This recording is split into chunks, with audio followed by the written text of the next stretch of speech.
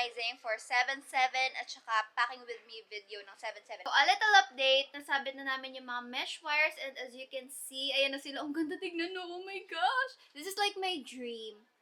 Na magkaroon ako ng maraming stationery stuff. Tapos, I never thought na magiging seller ako ng stationery stuff. So, there. Yes, pwede na ako mag-Shopee anytime. But, ayun ang hindi ko ginagawa. Hindi ako nag-shopping because pangbenta ko lahat yan. Ito na rin yung shelves. Ayan na sila. Actually, nag-order pa ako ng isa pang mesh wire. Mas malaki. Tapos ilalagay ko siya dito. Kasi, meron pa akong mga stocks na hindi ko nasabit kasi hindi sila kasha. Konti na lang naman, but gusto kong lagyan din dito sa side na to. So, ayun na siya guys. I am super happy. Like, I'm super happy na makita to. Na makita lahat ng stocks ko na ganyan. 6:14 na and baka mag-start ako mag-pack ng mga alas 7 or alas 8 kasi sobrang dami ko ipapack today. Although hindi ganoon karami yung orders ko compared nung 6/6. Kasi nung 6/6 umabot ako ng mga 70, 80 parcels ata yung pinak natin nun. But ngayon kasi nasa mga 60. Around 60 orders lang tayo ngayon. But it's okay still. Sobrang dami pa rin order nun. I am super grateful. So, ayun. May ginagawa pala ako sa taas. Papakita ko sa inyo. So, na-receive ko na itong aking self-inking stamp na in-order ko sa Stamp Studio sa Shopee. Lalagay ko yung link nila down below, guys. Maganda yung gawa nila. So, ayan yung example ng self-inking stamp compared sa traditional stamp.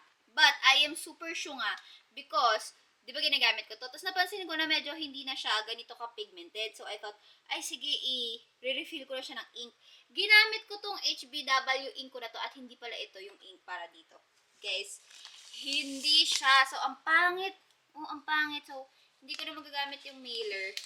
Sayang. Ginawa ko, nag-order muna ako sa Shopee ulit ng ink for the self-inking stamp. And bumalik muna ako sa traditional stamp. Okay lang din naman to kasi ang dami kong nabiling ganito, sis. Meron pa akong unopened na 3 pa.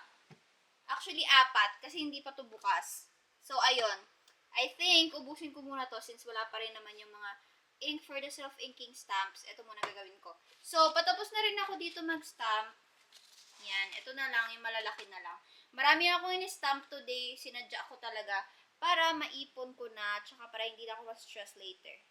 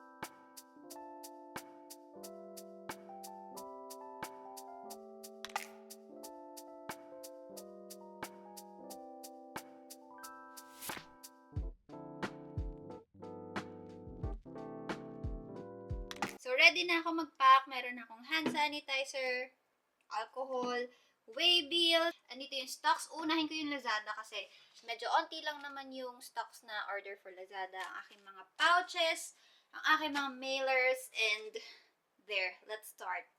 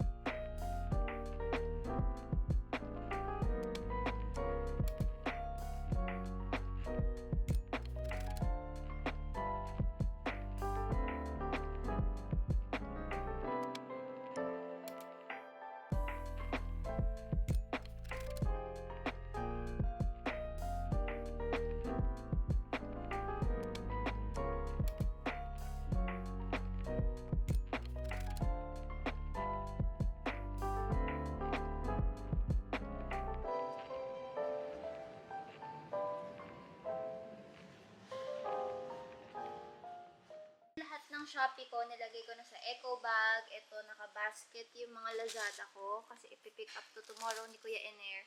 At yung mga JNT ko nasa another eco bag. And yung ibang orders for today, hindi ko pa napiprint kasi later than 9 PM na sila naglagay ng order, nag-place ng order. Kasi sa shop ko, until 9 PM lang yung cut-off ng next day shipping. So, above or later than 9 PM for tomorrow's shipment na yun. Ayun, para maalagaan ko naman yung sarili ko, mga sis.